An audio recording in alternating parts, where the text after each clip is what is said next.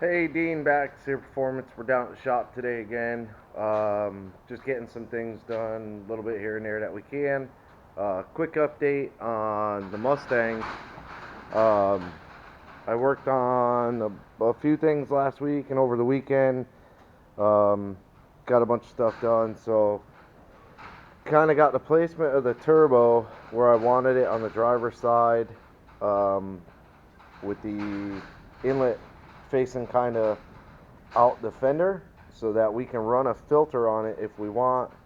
Um, or another idea I have is to kind of go down and plumb a tube to the fog light down here, um, that would act as kind of a forced intake. Um, Not really sure on that, but I did get the hot side done. So on the passenger side, we have a just a header I had laying around. And then I bought like a stainless mandrel bend kit, 2.5 inch, and I cut the collector down a bunch on the header and turned the flange so that it pointed a little more down, whereas it was pointing really far forward, and that would have been in the way of the alternator, which is undone right now. But uh,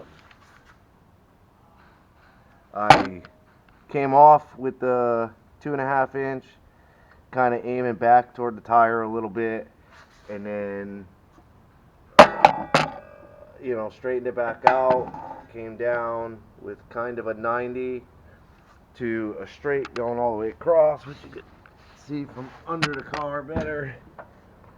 So it has a straight going all the way across, and it's not as low as it looks in the video, but it's got probably about 6 inches, maybe a little bit more of ground clearance, so it should be good. And then I came up with a 90 and to a V-band right there, and then up into a collector I made. It is a divided T6 housing, so I kept it kind of true to the sense of being divided. So the driver's side feeds that side of the collector that I made, and then the passenger side is on this side. Um, and then it's fully welded inside, outside. So that V-band is so that I take that off, and then I only have this little section. I take it off the driver's manifold, and it'll just be those two little pipes. Kind of that's the collector in a sense. Um, so I got all that done. The flange is on the end, the T6 divided flange, and then I had some 5-inch stainless laying around, um, and I didn't have any 90s or 45s or anything like that.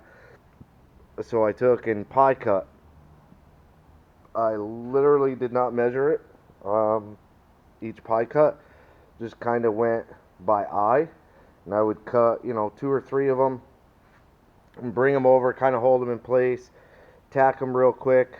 And we did get the S475 outlet flange, the V-band flange for the back housing. So once I got the first piece in, I just kind of kept holding and turning each piece after, kind of to get the shape I wanted. So you can kind of see that if I went straight, it would have run into the water pump. Too much of a turn would have ran into the radiator and a train horn.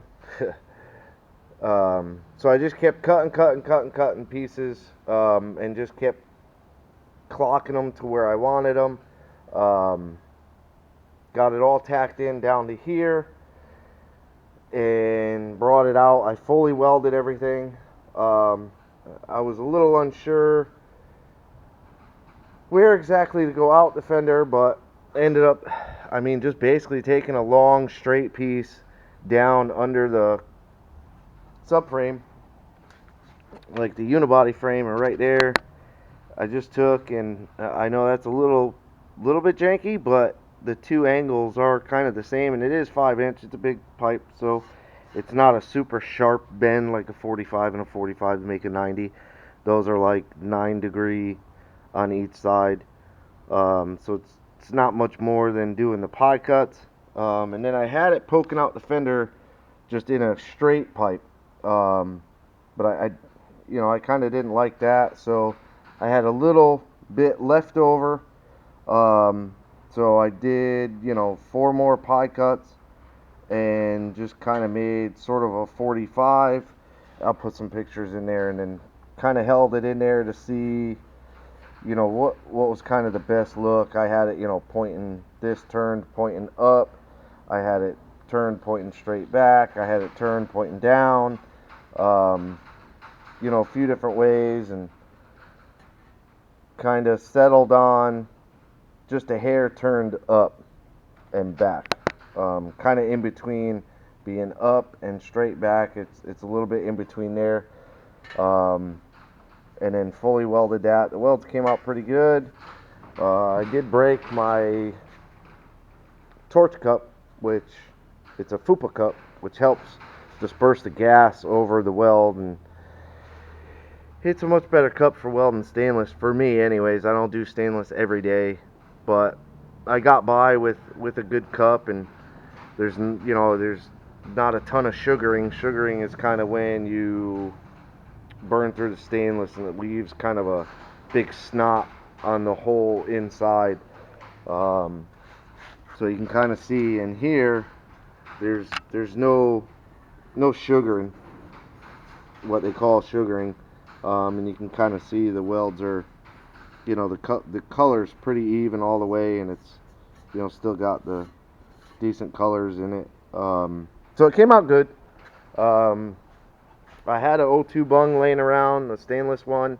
I think it's out of my Holley Terminator X kit. So I got that welded in where I want it, just off the turbo a little bit, and on the top side, so that water doesn't, any kind of condensation or anything doesn't sit on the sensor and ruin the sensor. The other thing that we got done is I mounted a regulator on the firewall. So I got that done. Took the return line, 90'd it into the bottom, and then we're not going to end up using this intake. But the return line should still work for the new intake. But as far as this one was going, thinking of using this one, we did the quick connect on the fuel rail with the fitting on it. The dash 8, I put a P-clamp on the back of the intake with a 90 on the other end over there. The idea on this intake with these rails was to use a stainless dash 8 weld fitting and cut the back of this rail off and weld that on right there, and that would feed the rail, and then the original feed would actually return, because if you see, this is a 3/8 line that goes to like a 1/2 inch line to the rails. So being that we have a big pump, this would be our restriction in fuel. So you put this on here and feed it, through this rail, 1/2 inch over to that rail, and return it out the 3/8. It'll keep more volume going to the injector, so we won't run out of fuel quite as quick. The pump's a 525, the Walbro 525, so it's like the Hellcat pump. So that should feed quite a bit of fuel. My guess is, probably somewhere in the 800 tire range, 750. That should be enough fuel. With the dash 8 and the rail set up that way. But this is a LS4 intake, so the throttle body neck, you can see, is choked way down, and this is like a 68 millimeter or something like that throttle body. So that would be our huge restriction. I mean, you can see inside how it's, about 68 millimeter here, and then it goes in, and all of a sudden it chokes way off on this side and goes to like a D shape. So this is going to be the big restriction in this intake, is trying to get all the air in through this small hole. We have a 102 millimeter throttle body, one of the $60 or $70 throttle bodies. So I think what we're gonna do is we're gonna run the sheet metal, like a fabricated sheet metal intake with the big rails. So I'll still be able to use these fuel lines the way they are. I can return off of this side. I can just take this off of here, and the rail end just about in the same spot, maybe a little higher up. I can return off of here. I could change this for a 90. The dash 8 I can cut back and put the feed on this side, and then do the crossover tube there, how the normal rails are. And then that's still 90% of the fuel system's done. But this is the turbo is a S475 78 millimeter wheel with a 132 back housing. So that should be good. In my head, I'd say somewhere in the neighborhood of 750 to 850, which will be plenty for this car, to start out with, and all of that. Good fun until he gets used to it and gets it to hook. Has no real suspension under the car, so that'll be the downfall to getting the car to hook, is maybe not having a little bit of an adjustable shock in the rear or the front. But the car should still do really good. It's a little bit heavier, but it's not fully gutted out. I made up the dash 4 feed off the back of the block. I put in one of those adapters. I went to 1/4 inch, and then used like a 1/4 inch really short nipple into a 4-way T. So I have my turbo feed off this side's blocked off, and then we'll have the oil pressure transducer off the top. Or I can take the plug, put it on the top, put the oil transducer off the side to keep it a little more hidden, which might be what we do. Then we got the dashboard back in, the center console's in, and we started kind of figuring out where the shifter's going to go. We're going to have to make a bracket to hold it up in the air a little bit. But yeah, the interior's coming back together. So we're moving along on this car here. Hopefully, we ordered the Terminator X and the fuel filter, so hopefully that'll be in the end of this week. Hopefully, then we can get that on there. We'll get an intake ordered hopefully this week, maybe the beginning of next week. We'll get the intake ordered, the rails ordered. We can get that on there. The injectors, unfortunately, he's out of stock on them. We use Snake Eater injectors. That's what I have on the S10, which actually the S10 injectors are in the Escalade right now. So we'll need to get another set for the S10, but he's out of the injectors right now. He's going to let me know the second he has them in. On the S10, I had the Deka style 1500s, the tall ones, with the EV1. So I put those in the Escalade just for now, because those need a tall, that has the truck intake on it, and it needs that tall Deka style. So I think I know what we're going to run on the Mustang is the LS3 style, the shorties, with the EV6 plug. And I think I'm going to go to that same style, that shorty style, on the S10. The only downfall to the S10 is I already have the Terminator X, the injector harnesses for the EV1 style plug, and his LS3 style injectors have the EV6.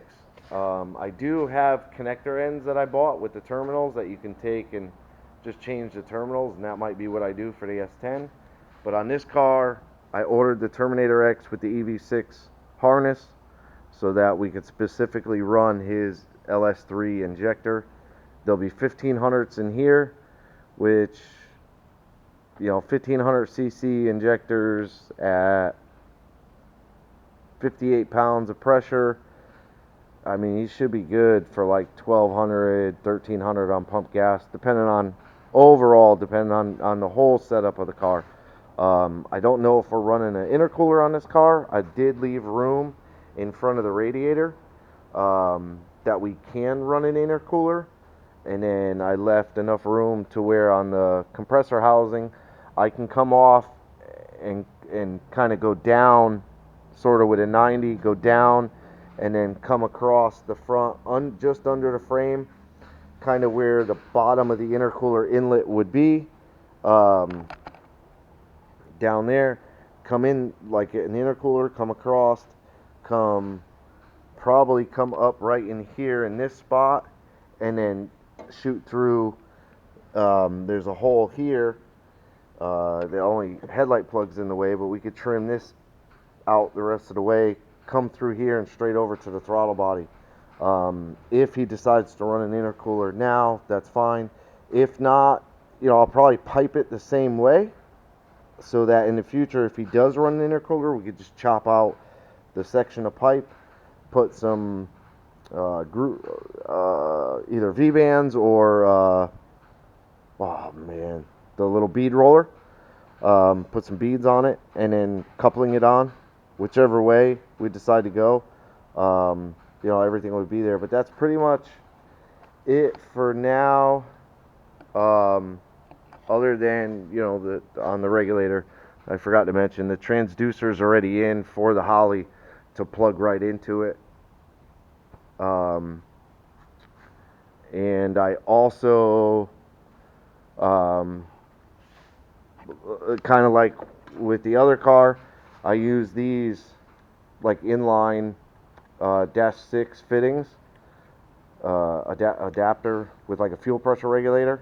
This way here, we can put it in line, like this can come off of here, and then the return can go on there, so that you can see what the pressure is when you're adjusting it, and kind of calibrate, make sure it's calibrated correct in the Holly. The worst thing is if that transducer is not good. It is a cheap transducer, reads 0 to 5 volts, is 0 to 100 psi, kind of like a common one. But if that is inaccurate, we set it to where on the screen it shows 58 psi, but in reality it's only 30 or it's 75. It throws everything off. So having a gauge, a mechanical gauge in line, can just help you verify, and it doesn't have to stay on there. Once you can verify that that's reading correct, then what you're looking at on the screen should be correct, unless in the future the transducer goes bad or a wire or something like that. But this will give you just a verification that it is accurate, 100% accurate. But yeah, I mean, that's pretty much it. Once we get the Terminator X, I'll probably wire that in on the car, and that's a little motivation to kind of pick up the pace a little bit and get some more things done. Like the coolant lines can be done now, and just kind of go from there and keep plugging away on these things and get them up and going. But other than that, I mean, that's it on this car. Please like, subscribe, leave a comment. We really appreciate you watching. That's it for now. Have a good one. Stay safe.